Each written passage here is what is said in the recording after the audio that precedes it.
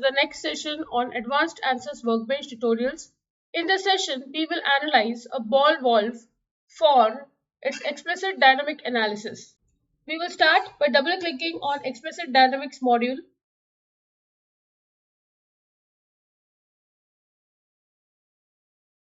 We'll first go to Engineering Data and double-click.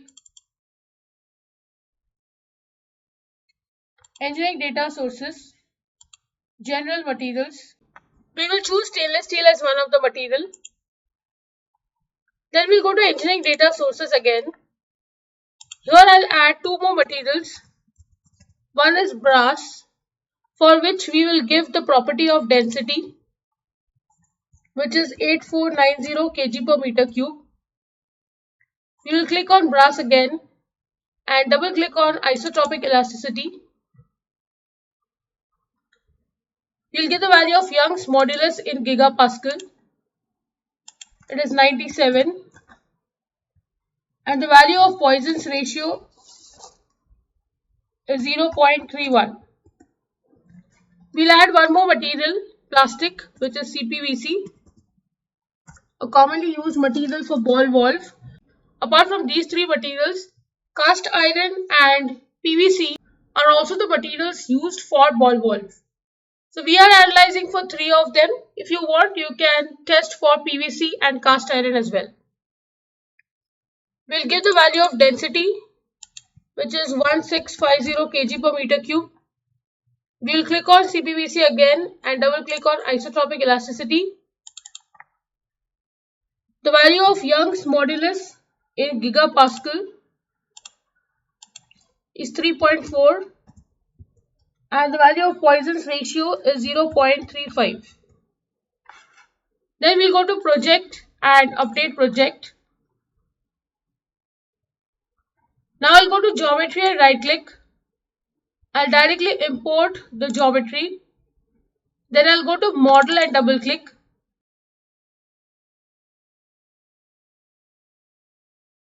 We'll first go to geometry and select all the three parts. We will change the material to stainless steel. Then we'll go to mesh and update the default size of the mesh.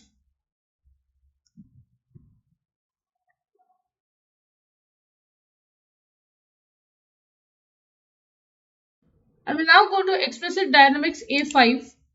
Now this type of analysis is time based. So we first go to analysis settings and we have to give the end time. I'll give 0.001 second. You can increase or decrease this value based on your requirement. Then I'll go to Explicit Dynamics and insert fixed support. I'll choose the face option. I'll select this face and this one and apply. I'll right click and insert pressure on the inner sides.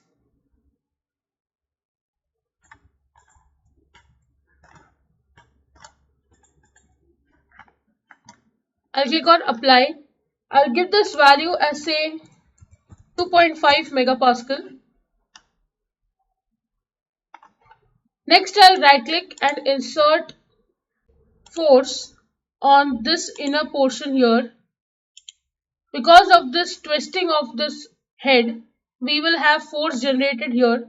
So I change vector to component.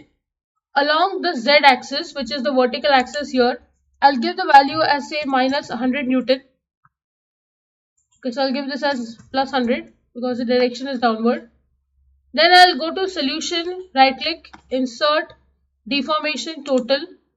I'll right click, insert deformation directional. I want to see the deformation along the y axis. Right click, insert strain equivalent. Right click, insert stress equivalent. Now we'll go to solution and solve. This is a time-based analysis, so it will require some time to show you the results step by step from 0 to the time that we have given. So the result is obtained. We'll first go for total deformation. You can see here the maximum deformation is 0.00112 mm. You can click on the animation and you can see Then we go for directional deformation along the y-axis. The maximum value is 0.000149 mm. Again, you can animate and see the change of color here. If you want, you can click on max min and see where the result is maximum and where it is minimum. Now it cannot be seen because they are both inside the valve.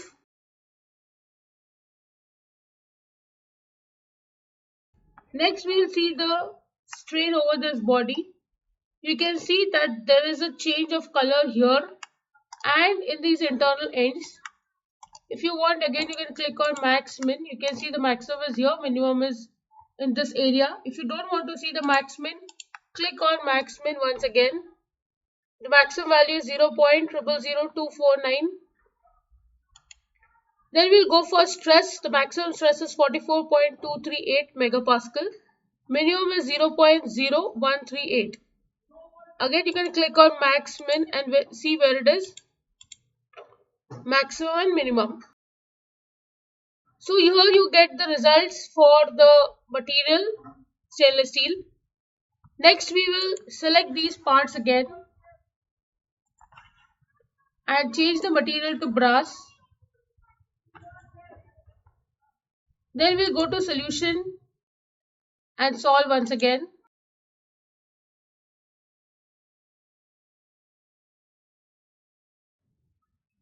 Let's see the result. You can see here the total deformation is now 0.00288 mm. The directional deformation along y-axis is 0.000445 mm. The strain is 0.000567 and the stress is 50.481 megapascal. So this is the result for brass as the material. Next, we will change the material to CPVC and let's solve once again and let's see the result.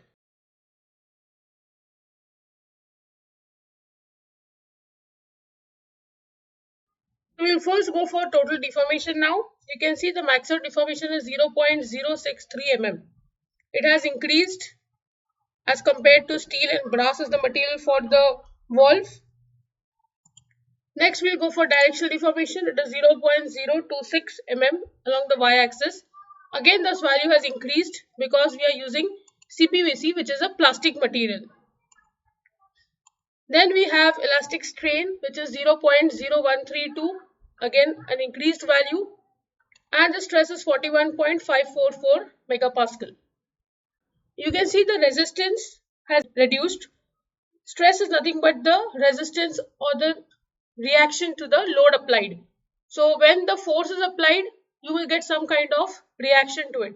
So here you can see the resistance has reduced and what you can see is the deformation has increased. So if you use plastic as a material, the valve will not be so safe. But if you use steel and brass, it will definitely be more safer. So based on the application values, you have to decide which material you want to use. Suppose if the pressure is lesser than what I have applied and also is the force, then you can go for plastic as the material. But having said that, under this kind of force and pressure that I have applied, your body is safe. Only this inside portion seems to be a bit unsafe, where you can see a change in color. But mostly it is safe because the maximum stress is 41.54 and the ultimate stress which we have given is 58. So it is quite away from the failure value. It has not failed at all under this value. So it's safe and you can use it. And steel and brass are more safer. That's the conclusion. With this, I end the session. I hope you have understood the analysis. If you have any doubt, please write to me in the comment section. Don't forget to like, share and subscribe to the channel. Hit the bell icon for latest video updates. See you in the next session. Thank you.